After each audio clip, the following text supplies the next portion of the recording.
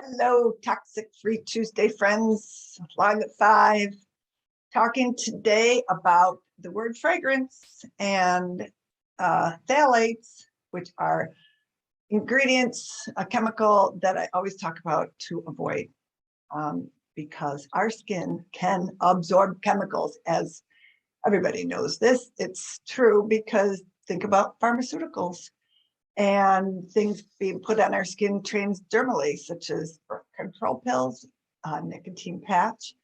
So it enters into your blood system, these chemicals. And we know this. And skincare products are still using chemicals in their products that are going into our system that could be causing a lot of damage to our health and our well-being. So phthalates and parabens are two very common that you'll see: phthalate free or paraben free or fragrance free. It's just another reason why we should always be reading the labels and knowing the ingredients you are putting on your body and your kids' bodies, just like we like to know what we're eating. But phthalates are to be high on everybody's list of avoiding them. They're typically in products that serve as a fixative for fragrance and color.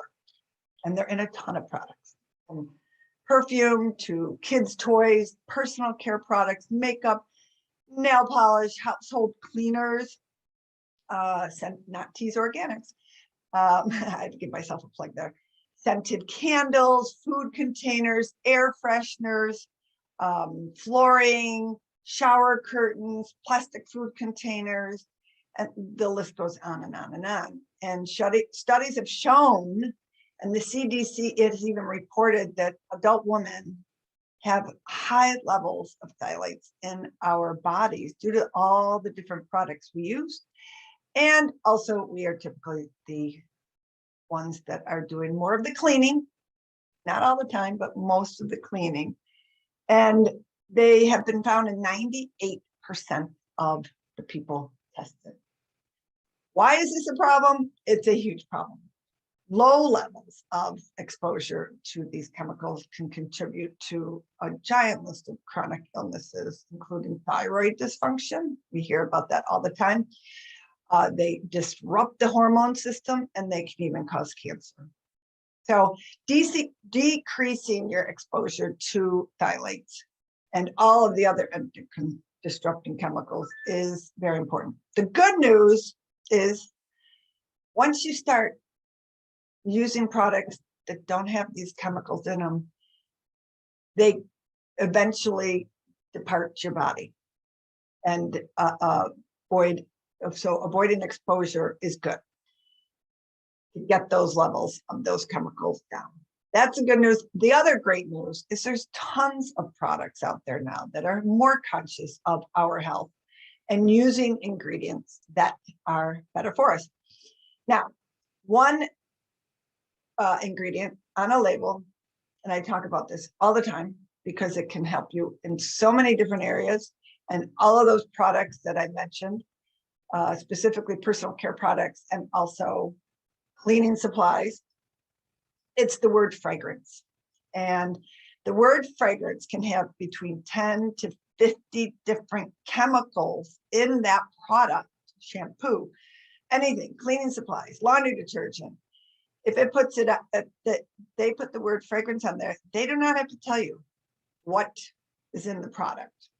They do not have to disclose on the label, because they are protected under a trade secret law from the 1960s. Yep, the 60s, when I was born, under the U.S. Fair Packaging and Labeling Act.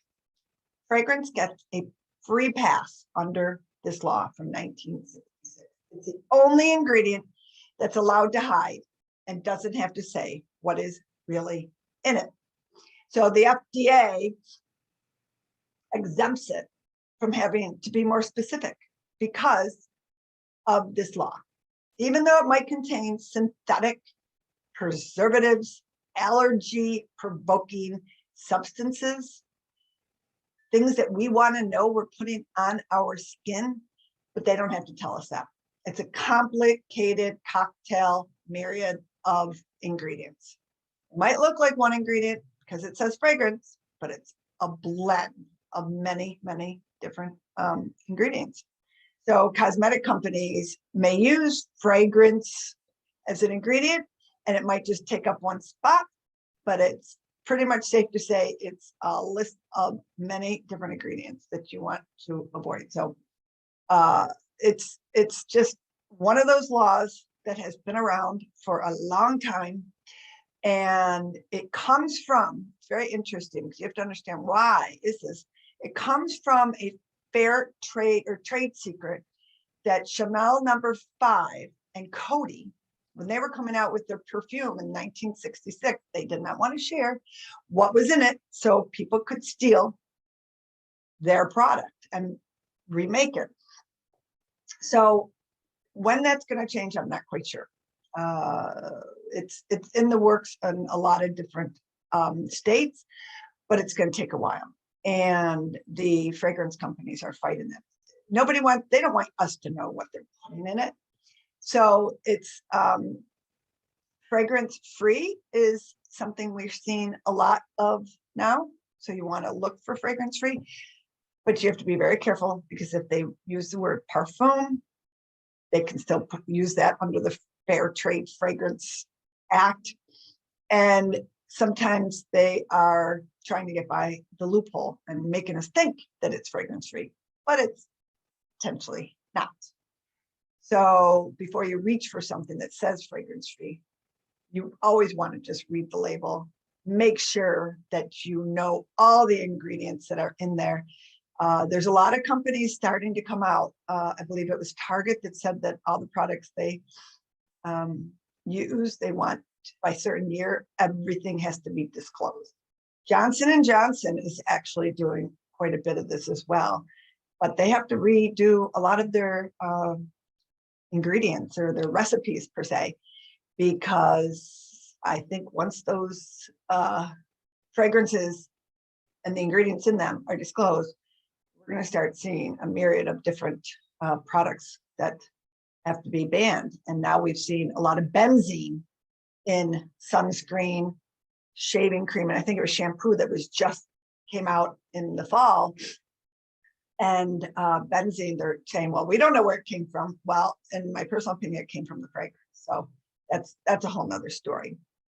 So there are companies that are being honest and trying to be forthright with giving us the ingredients in their products. But today's lesson is to avoid anything that says fragrance. Now, Teaser Organics, we disclose a little promo here. We disclose all of our ingredients, everything in here. Could somebody go and copy this?